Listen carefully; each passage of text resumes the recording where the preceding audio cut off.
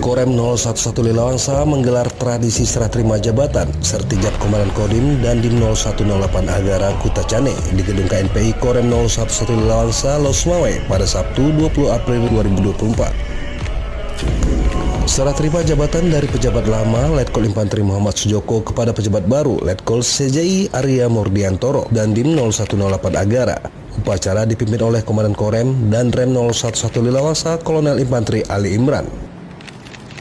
Komandan Korem dan Rem 011 Lilawangsa Kolonel Infanteri Ali Imran mengatakan pergantian pejabat dan jabatan di lingkungan Korem 011 Lilawangsa merupakan dari dinamika organisasi dan berkaitan pembinaan satuan maupun personil. Selain itu bertujuan untuk meningkatkan kualitas kinerja prajurit dalam memajukan satuan dan berkesempatan pengembangan karir personil agar lebih semangat